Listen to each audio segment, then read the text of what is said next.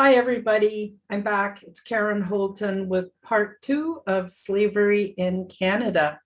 So in part 1, I talked about religious slavery that's going on all around you in Canada and probably in most places in the world. This is very, very common. And today I want to talk about the kind of slavery that can result from coming from a narcissistic community, family, household. And again, this is based on my true experience. Now, I have a lot of experience in growing up in a narcissistic household because that's what happened to me.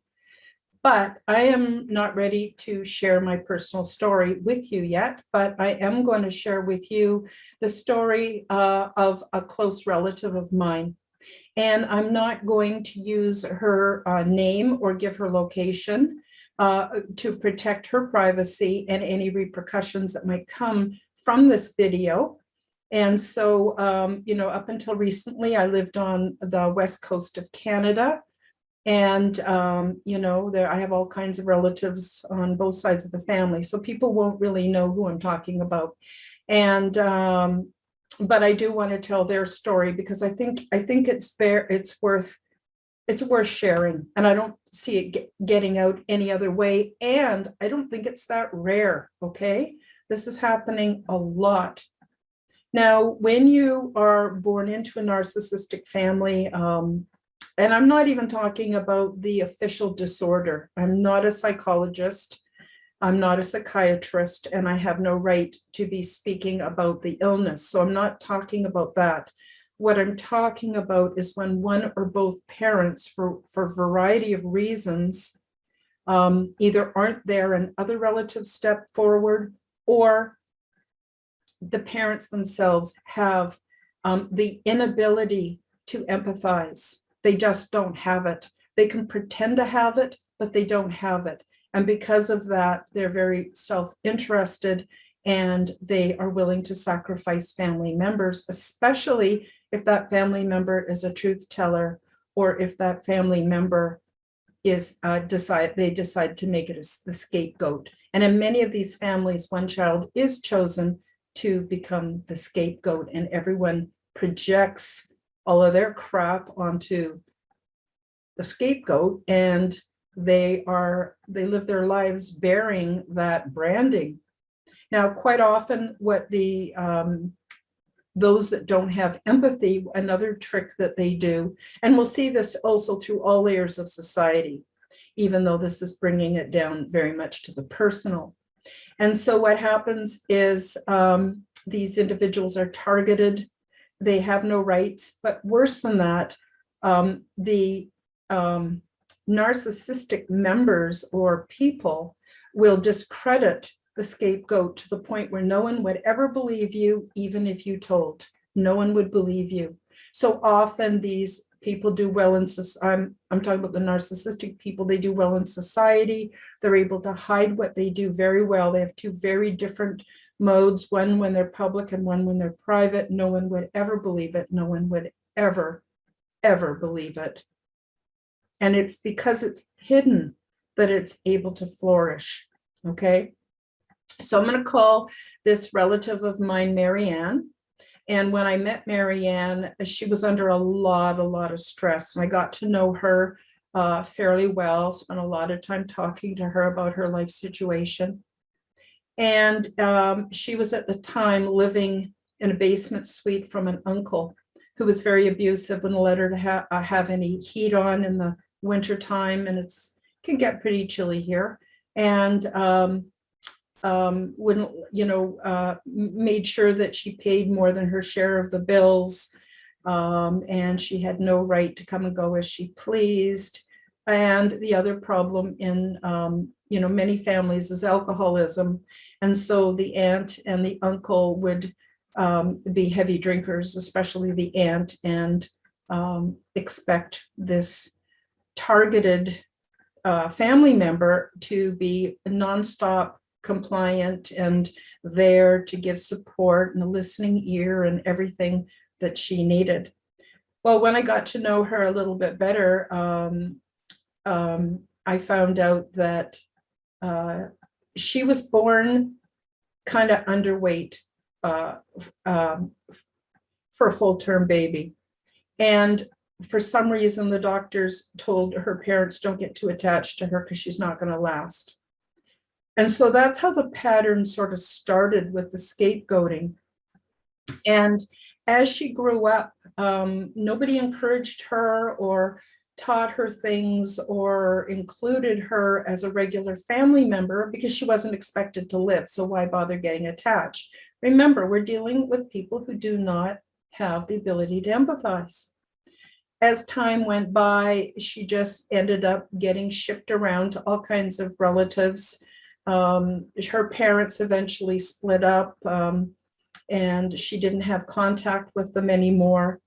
And so she just basically got tossed around a very large family, all the relatives, for them to basically use her as slave labor.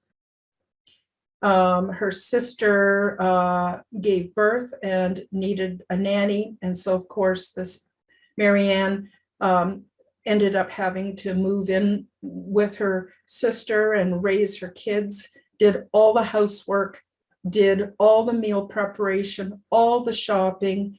As the children got older, she took them to whatever sports, softball, or whatever they were involved in. And this sister also had a really hardcore alcohol problem. And the only way she could hold her life together was by the slave labor of my relative.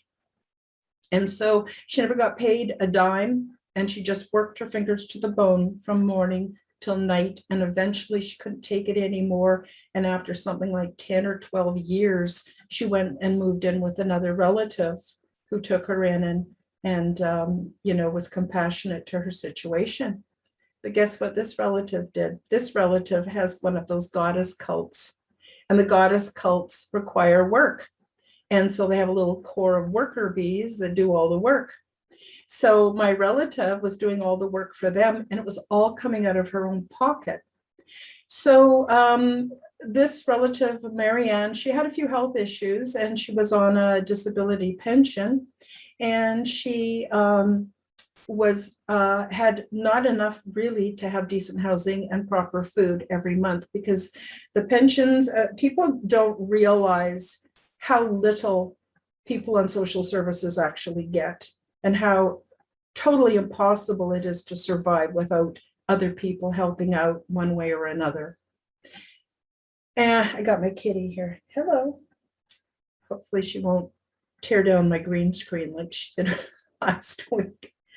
Anyway, and so what happened is here, this Marianne was doing all this administrative work for her cousin who had the goddess cult, was paying something like around $300 4 times a year to help facilitate retreats that she had to pay to go to. She didn't get paid for doing it.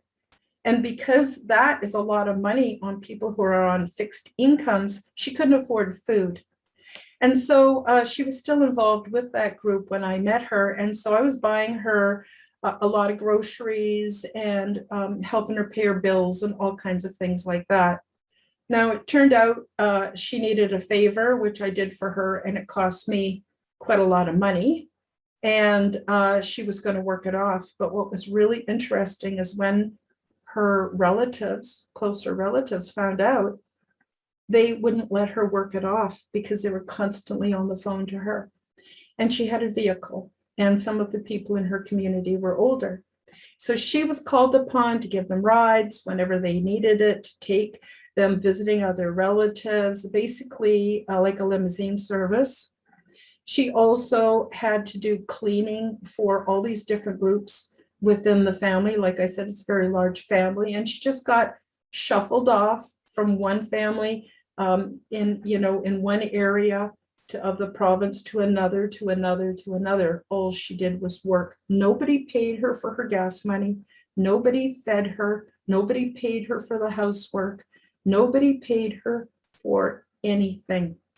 Now, I did the very best to help this relative to understand that the way she was living wasn't right. She'd been doing it all her life. She didn't even realize that she deserved better than that. And what was really interesting is they eventually sucked her back in to her place before she and I became friends, and spread all kinds of lies about what a horrible person I was, so that nobody would contact me to find out what was really going on. And it protected the status quo. And it was really ridiculous. Like, I remember one night I was visiting with this person, Marianne, and she just made herself a nice meal and she was sitting down to eat. Phone rings. One of her relatives, their coffee maker broke, and she had to go out shopping for coffee makers, drop everything, take pictures of them all, send them to the relative so the relative could decide which coffee maker they wanted. Then she had to buy it, and then she had to take it over to the relative and make sure it was working and everything for them before she could come home and eat her cold dinner. So this was just constantly going on. I also found out that she had to spend a lot of her money on supplies like paper and printing and ink and craft supplies and all these things for the goddess cult. She was never reimbursed for anything. She never got a break, nothing. So they not only didn't help her out financially, they didn't compensate her for what she was out of pocket. They made her pay to help support their endeavors. It was really a horrible situation. I learned a lot from it. It's kind of shocking to find out how shitty people can be. You know, we're always taught, oh, love and light and turn the other cheek and kill them with kindness and all that. Well, that doesn't work with narcissistic families. That doesn't work with narcissistic people. They just look at us as being some kind of idiots, that they're somehow worthy of our slave labor and of our efforts. And they not only don't appreciate it, they actually believe that they're worthy of it and it should be that way. So that is an example of narcissistic slavery that's going on here in Canada today. And these people have never known any different. And again, I want you to take a look at this real life situation and mirror it out to the society we live in. We've been living in a society that has had restrictions right from the get-go. An example of that is income tax, which was brought in for only a couple of months to flatten the curve after World War II or World War I. I can't remember exactly. Do the research, you'll see for yourself, okay? People don't know any better. So generation after generation after generation, they think they all have to pay the income tax and that the government should have no accountability on how they're spending that money, and on it goes. And so I just want you to also reflect on the true stories that I'm sharing with you, and reflect on how that mirrors what's going on in our society. And it's pretty clear to see.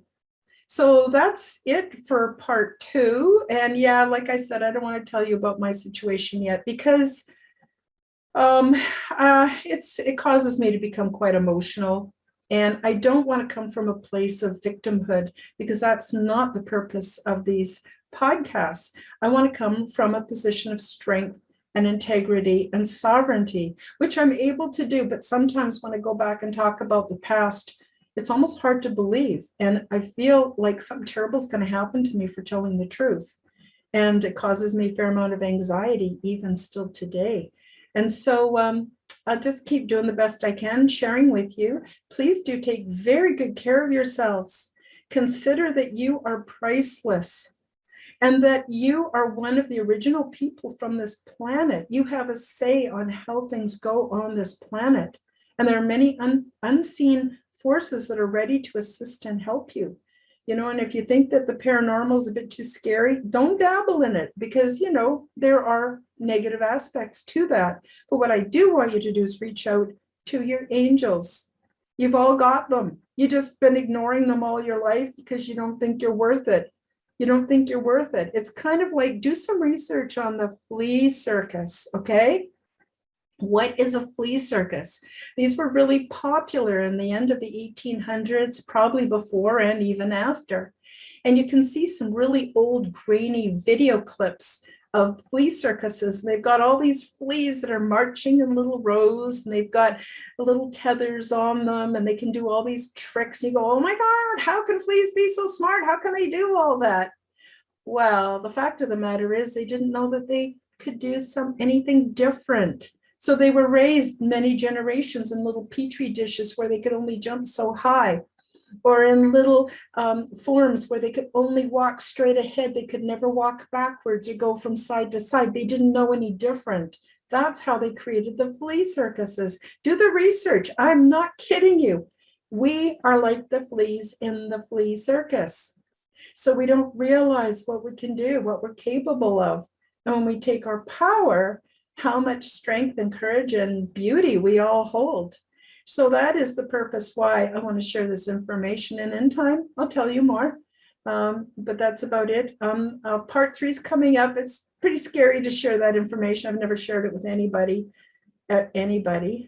pretty much nobody in the whole world. And but I think it bears repeating, because the other kind of slavery, so we've covered religious slavery, narcissistic family slavery. Now I'm going to talk about the other kind of slavery, which involves sex trafficking, the slave trade, which is alive and well in Canada and always has been. It's just hidden from most people. So I'm going to let the cat out of the bag and tell you all about it. So I wish you the very best, and please do take good care of yourselves. Take good care of each other. Get right within yourself. Get right with the people you love, and get right with whatever spirituality you choose for yourself. Time to wake up, smell the coffee, and having a whole new reality. Love you so much. Take care. Bye-bye.